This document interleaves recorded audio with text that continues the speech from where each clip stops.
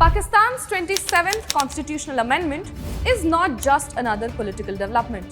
It is a turning point. Passed on 12th November this year, it hands General Asim Munir more authority than any military leader in the history of this nation and also grants him lifelong legal immunity. In practical terms, the amendment makes him more powerful than the Prime Minister, the President, and even the Supreme Court. And for a country that has long been shaped by its military, this change is still unprecedented. To understand how Pakistan arrived here, one has to follow Munir's rapid and carefully managed rise. And we break this down in today's episode of TACXplained.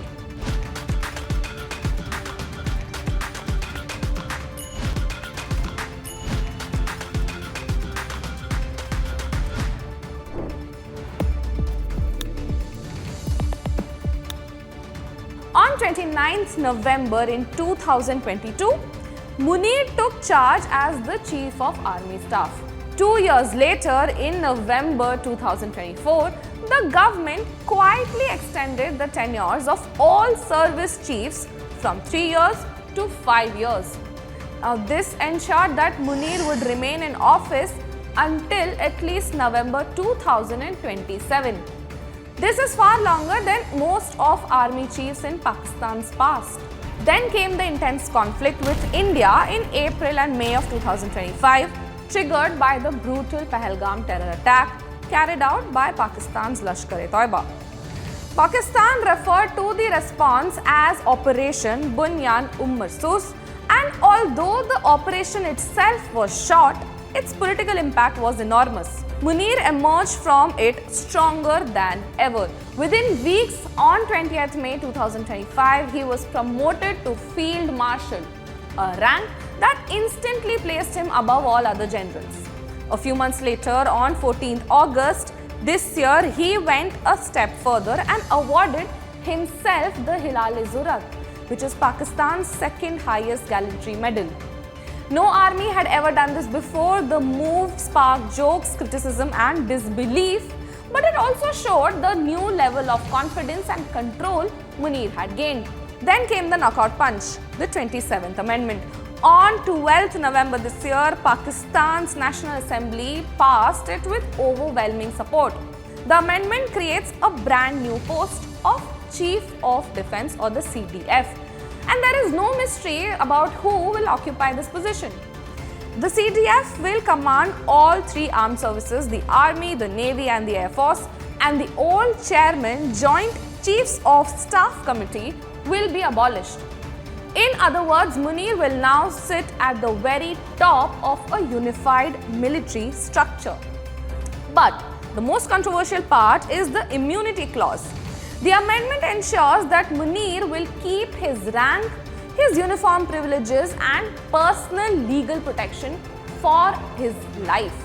No future court will be able to question the decisions taken by him as CDF, and at the same time, the Supreme Court of Pakistan has also been weakened, as constitutional cases will now be handled by a new Federal Constitutional Court, a body which is expected to be far more aligned with the executive. This undercuts judicial oversight and removes a core safeguard against the abuse of power. Now, all of these taken together, the chain of events tells a very clear story. Asim Munir has tightened his grip on Pakistan step by step. First, he secured an extended tenure. Then he became the Field Marshal. Then he raised his prestige with a self-awarded gallantry award. And now, with the CDF post and lifelong immunity, he has positioned himself as the most powerful figure in Pakistan's modern history.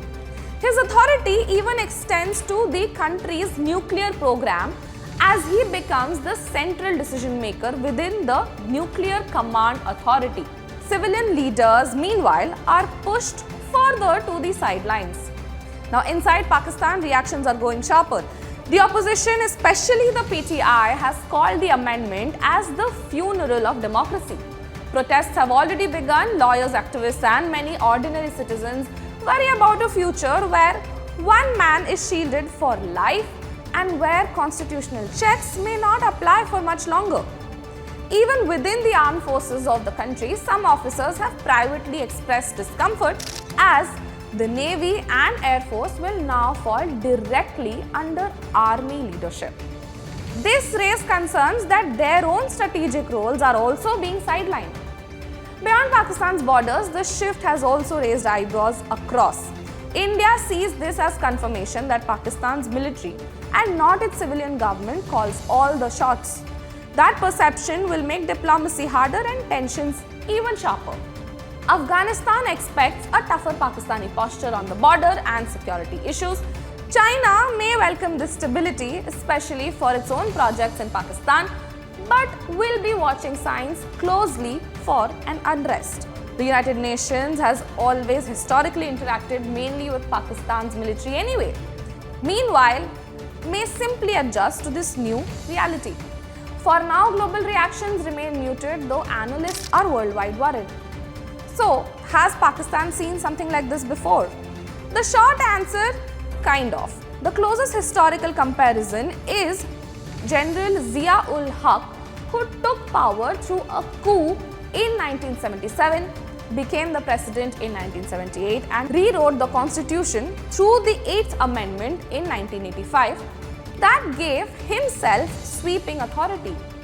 Now, General Pervez Musharraf has also seized power in a coup in 1999 and reshaped the constitution in his favor. However, neither Zia nor Musharraf gave themselves lifelong immunity, nor did they unify all three armed services under a single military commander the way this amendment does.